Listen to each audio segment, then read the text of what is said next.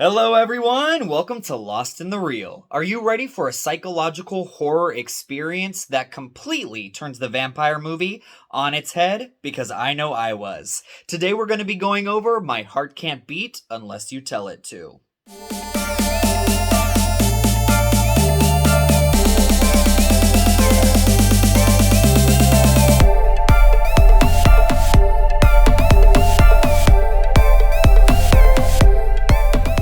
Can't Beat Unless You Tell It To does not have a release date yet, but you can stream it now until April 20th, 2021 at the Panic Film Festival. I will put a link in the description down below for you. The film is written and directed by Jonathan Cuarta and stars Patrick Fugit, Ingrid, Sophie Schram, and Owen Campbell. Two mysterious siblings find themselves at odds over care for their frail and sickly younger brother. Jonathan Cuarta's feature directorial debut is a grounded and realistic take on the vampire genre.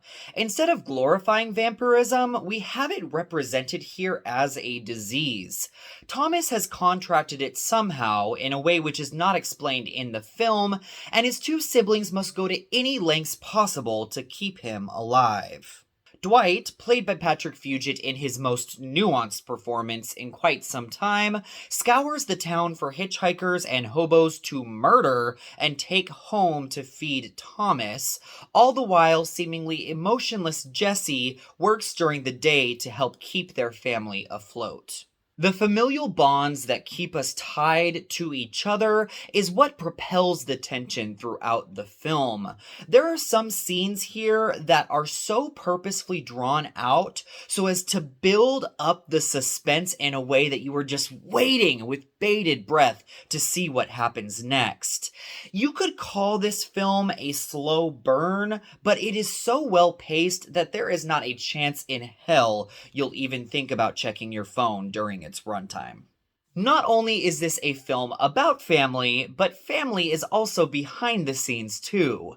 Jonathan Cuarta writes and directs, while his brothers Michael and Rodrigo are responsible for the stunning cinematography and production design. This is easily one of the most handsomely crafted low-budget horror films that I have seen in quite some time. The aspect ratio is used to such great effect here as it adds to the claustrophobia, as does the close-up shots inside this trio's home. Just as this family feels like there is no escaping their circumstance, the viewer does as well. I must say I would have liked a little bit more of a backstory for these characters. We don't really know what happened to their parents or how they got to this place in life, if Thomas has always had the disease, and if so, why does he have it, and also why don't they have it as well. I just left this movie with a lot of unanswered questions, but that isn't always a bad thing. Although, I must say, these actors do such an incredible job of making us still care about these characters, even though they are cold-blooded killers. And I also think that this movie is just a little bit too restrained, because they've already gone to such a dark, gory place of depravity, they might as well just have gone in 100% on that. But don't get me wrong, this is still a very violent and unsettling film. What really sold me on My Heart Can't Beat Unless You Tell It To, and why I'm actually really excited to revisit this film again, is its powerful and melancholic ending that has one line of dialogue that just sent shivers down my spine.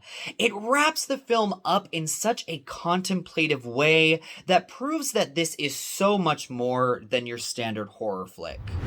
So I will be giving My Heart Can't Beat Unless You Tell It To 3.5 Christmas trees out of 5. This is a haunting and atmospheric film that is not only visually arresting, but also extremely powerful in its approach. A few issues with the story aside, the Cuarta family have created a must-see psychological horror film and have proven themselves to be a team that we should all have our eyes on to see what they have in store for us next. Thank you so much for watching Lost in the Real. We will see you soon.